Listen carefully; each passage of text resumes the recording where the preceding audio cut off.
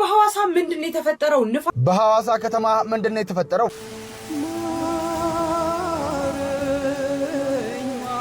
ብሮ ባራ አክማለ ጤና ገናቴኒ ማኑ ልቦ አናና ጃጁ ምን ይለኛል? ጠንቋዩ ኦርቶዶክስ ጋር ሂጂ ይለኛል፣ ጸበል ሂጂ ይለኛል፣ ጴንጤ ጋር እንዳትሄጂ ይለኛል። ትናንትና በሐዋሳ ምንድነው የተፈጠረው? ንፋስ እንዲሁም ደግሞ በረዶ በቀላቀለ ዝናብና ጎርፍ ከተማዋ ስትናጥ ነበር የዋለችው። እጅግ በጣም በሚያሳዝን ሁኔታ በሰዎች ህይወት እንዲሁም ደግሞ በሰው ንብረትና በመሰረተ ልማቶች ላይ ከባድ የሆነ ጉዳት መድረሱን የከተማዋ አስተዳደር እያሳወቀ ይገኛል። ለሚቀጥሉት ቀናት ማስጠንቀቂያ እየተሰጠ ይገኛል። የዝናብ ሁኔታው ከዚህ ሊጨምር እንደሚችልና የተለያዩ ጎርፍ እንዲሁም ደግሞ ተመሳሳይ የሆኑ አደጋዎች ሊከሰቱ ስለሚችሉ በተለያዩ አካባቢዎች ማለትም ደግሞ የጎርፍ አደጋ ይከሰትባቸዋል በሚባሉ አካባቢዎች ላይም የበለጠ ጥንቃቄ እንድታደርጉና በመብራት ፖሎች እንዲሁም ደግሞ አሮጌ የኤሌክትሪክ ምሰሶዎችና በተለያዩ ሊፈርሱ በሚችሉ አጥሮች አካባቢ ላይ እንዳትሆኑም ጭምር ጥንቃቄ እየተላለፈ ይገኛል። በአካባቢ ላይ ለሚገኙ ሰዎች ጥንቃቄ እንዲያደርጉ ይህንን ቪዲዮ ሼር አድርጉላቸው። በሐዋሳ ከተማና በአጠቃላይ በአካባቢ ላይ ማለት ነው በሚደርስ ዝናብ እንዲሁም ደግሞ ጎርፍና የተለያዩ ጉዳቶች ማለት ነው ህይወታችሁ አደጋ ላይ እንዳይወድቅ የበለጠ ጥንቃቄ እንድታደርጉ መልእክቴ ማስተላለፍ ፈልጋለሁ። ተጨማሪና አዳዲስ መረጃዎችን የማገኝ ከሆነ አጋራችኋለሁ። ፕላስ ምልክቷን ታዲያ መጫናችሁን አትርሱ። መልካም ቆይታ ይሁንላችሁ። በሐዋሳ ከተማ ምንድነው የተፈጠረው? ለሐዋሳና አካባቢያ ነዋሪዎች አስቸኳይ የተባለ ማስጠንቀቂያ ተሰምቷል። በሐዋሳ ከተማ ኃይለኛ ንፋስና በረዶ ቀላቅሎ በጣለው ከባድ ዝናብ በአንዳንድ አካባቢዎች ዛፎችንና የኤሌክትሪክ ምሰሶዎችን በመጣል በሰው ህይወት በንብረትና በመሰረተ ልማት ላይ ጉዳት ማድረሱንና በአንዳንድ የከተማ ክፍሎችም የመብራት አገልግሎት መቋረጡን የከተማው ኮሙኒኬሽን አስታውቋል። ታዲያ የኢትዮጵያ ሜትሮሎጂ ባለስልጣን በቀጣዮቹ ቀናትም ከባድ ዝናብ፣ ጎርፍና ኃይለኛ ነፋስ ሊቀጥሉ እንደሚችሉ አስጠንቅቋል። በመሆኑም ህብረተሰቡ በተለይ ከትላልቅ ዛፎች፣ አሮጌ የኤሌክትሪክ ምሰሶዎችና ከጎርፍ ተጋላጭ ስፍራዎች በመራቅ አስፈላጊውን ጥንቃቄ እንዲያደርግ ጥሪ ቀርቧል። ብሮ ባራ አክማለ ጤና ገናቴኒ ማኑ ልቦ አናና ጃጁ አና ጃባጋባጆ ኢሊቱ ብሮ ባራ ለሚና ላሜ ቱና ሚትኪ አገና ላሜ ኩሜቱና ሰተ ማሮት ድሮ አዋሮ ቱና ላሜ ሰዓት ኢካኖ ምሬሮ ሐዋሲ ቁቹ ሚጋሾቲ ቱላ ሲኑ ቁቹ ምራ ጫፈቴ ኦሊራ ባጢኖ ባጆ ሲንተተ ይኔ ወሽናኒ ሰፋረራ አክማለ ጤና ገኔና ማኑ ልቦ ኢማና ጃጁ ኢማ ጃባጋባጆ ኢሊቲኖ ተጣቢንሲ እራዳ ማጭሻኖን ከናሩንሳኖን ከ Togooti haroo mashalaqe kitne macciishano nke wa inkilan tarasitniro konne mine shere koppilinke na folo asatenni harunsenke maganu halalu teena garanonke gede komentete ima maganu halalu teena ganonke yitine borreessa habbinonte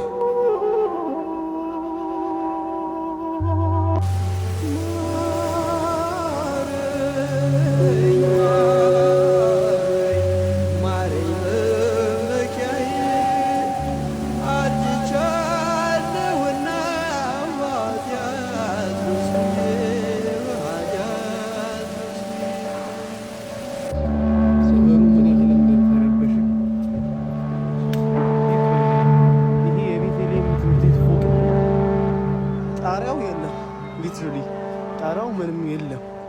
ይሄው መሬት ወጥቶ ያለው ጣሪያው ማለት ነው።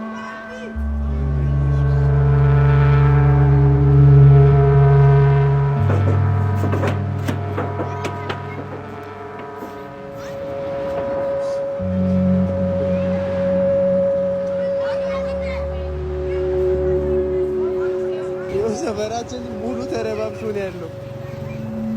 በጌታ በኢየሱስ ህፃናት እየሮጡ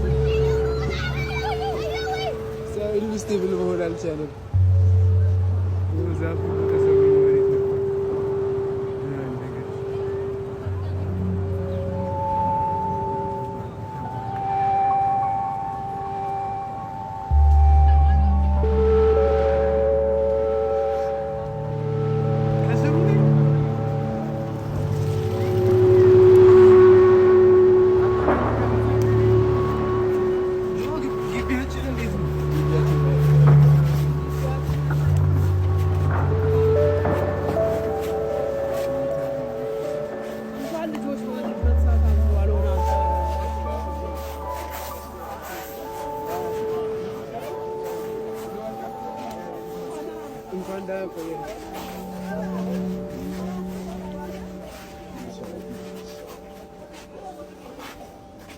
እንግዲህ ትምህርት ቤት ግቢ ኢየሱስ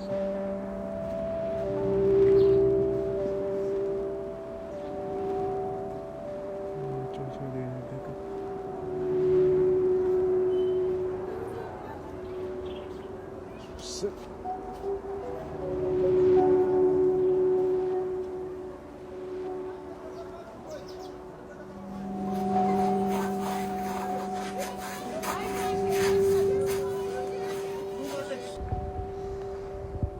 ጌታ ሆይ ካናዳ ነው ያለነው ማለት የሚያክል በረዶ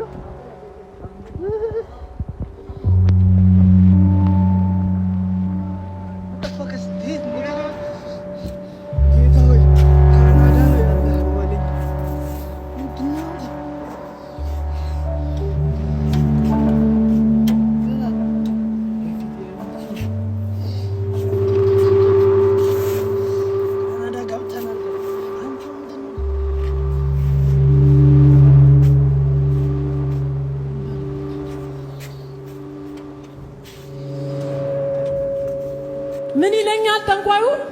ኦርቶዶክስ ጋር ሂጂ ይለኛል። ጸበል ሂጂ ይለኛል። ጴንጤ ጋር እንዳትሄጂ ይለኛል።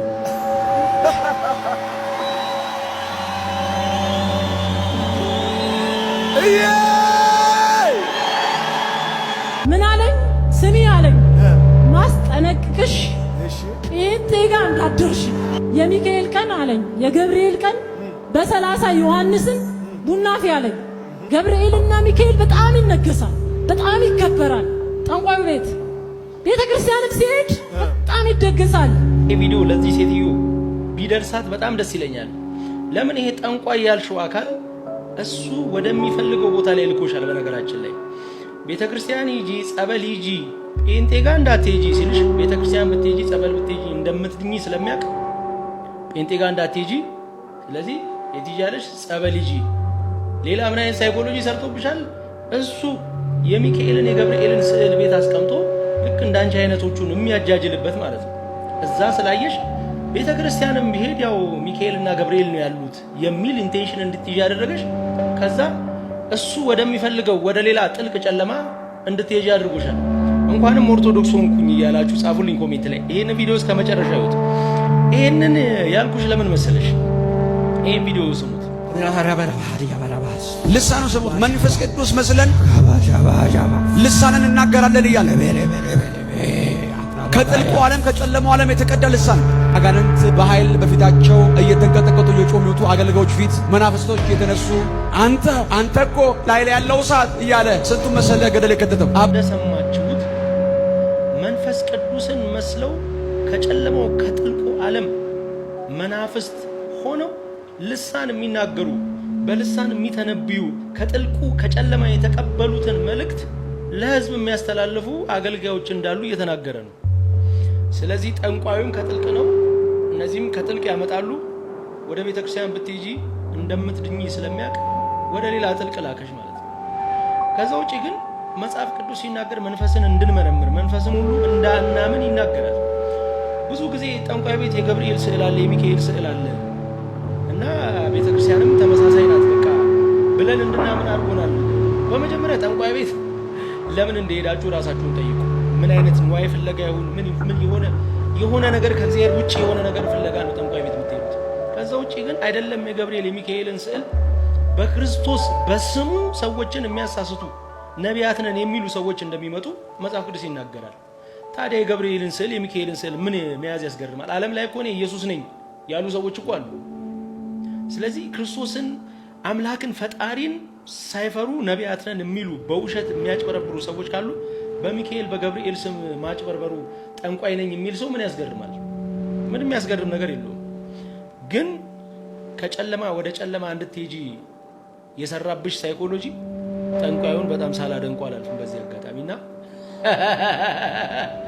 ለማንኛውም ግን ይሄ የሚለው ነገር ምን እንደሆነ አልገባኝም። በጣም የሆኑ ቪዲዮዎች ላይ እንደዚህ ሲጮህ ሰማዋለሁ የሰውዬና ምን ማለት እንደሆነ ምን እሱም ልሳን ነው ምን ለማንኛውም ግን ከጥፋት ወደ ጥፋት እንደሄደች የምታውቋት ሰዎች ንገሯት። ጨርሻለሁ።